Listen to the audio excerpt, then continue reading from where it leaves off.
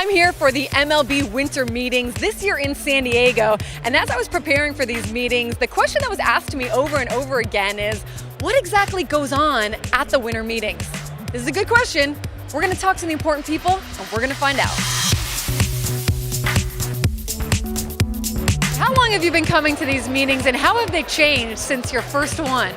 Well, my very first one was at the Old Town and Country Hotel in San Diego in 1985. It was cold and rainy. It was miserable. So everybody had a terrible experience and never came back to San Diego until 3 years ago. And now it's just become so big, and you used to know everybody coming to the lobby. Now you're lucky if you know 10% of the people. It's just, it's just a mad chaos every day. To me, it looks like a lot of people standing around. What goes on here? You know, a long time ago, Annie, before we had social media and Twitter and smartphones and all of that type of stuff, winter meetings actually mattered as far as Major League Baseball was concerned, because it was the one place where all of the general managers, all the front office executives were together in one spot. So they could talk about trades, they could talk about acquisitions, they could really work on their rosters. Well, now in the event of all these technological things that we have, so much of this is going on year round that these winter meetings, sometimes it's just kind of a gathering to get ready for the holidays together. It's a lot of hurry up and wait, right? Like you've got to just kind of find people. 100% hurry up and wait. You got to get up early, you got to get over here, because God forbid something happen and you're not here in front of your camera waiting to tell the world exactly, who signed and where they went. And you're hoping that your team does something so you have something to talk about, but oftentimes you don't. A lot of standing around out here, a lot of people kind of schmoozing. Well, we schmoozed earlier.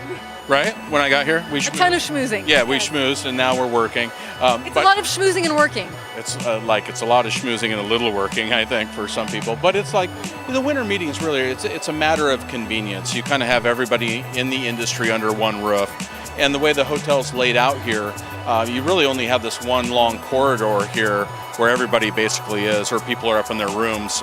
Teams are. One of the keys to the winter meetings is knowing where to stock.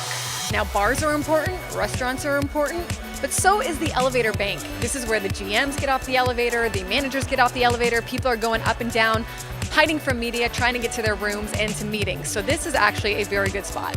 I haven't seen a lot of baseball officials here, like not a lot of team people. It seems like everybody's hiding. Is that right? Is everyone kind of avoiding the media?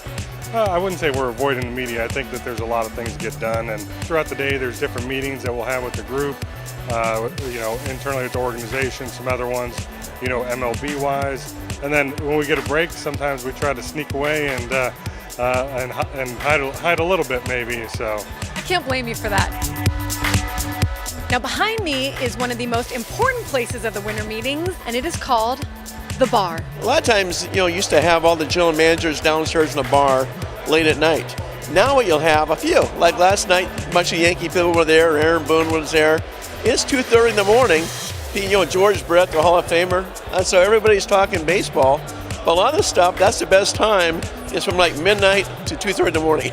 What would you say is the percentage of people that are hungover in this room on a daily basis?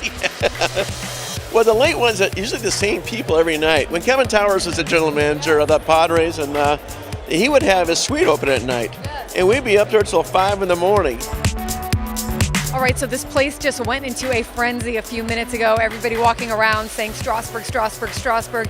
Steven Strasburg was just signed to a 7-year, $245 million deal back with the Nationals, and now this place is buzzing about it. So the last 2 years, no big deals like this have happened at the winter meetings. This year, already on the first day, something a little bit different. So I guess something does happen here every once in a while.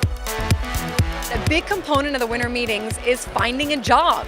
And you actually found a job at one of the previous winter meetings, right? How did that go? Yeah, I got my first job as a baseball announcer at a winter meetings, 2003. I'm dating myself a little bit, but it was in New Orleans that year. Packed up my college dorm, flew down to the winter meetings. And I remember reading about the winter meetings, and I thought I had a scoop. I thought I had this angle that I was just going to get this job easily, but I showed up to this massive auditorium in New Orleans, and there was about 100 guys that looked exactly like me. The lobby is just open, so anyone can kind of walk in and stalk people out, and that looks like what you're doing, Geekster. Who exactly are you trying to see at these things? I'm just trying to see whoever, players, managers, general managers, media people. It's just a lot of fun. San Diego earned its spot. I mean, I know it's back in the rotation, but do you think it's like earned it after that rainy one back in 1985? Oh, absolutely. So many executives have told me, why don't we just have it in San Diego every year? So I think this has become the #1 spot now where people love coming.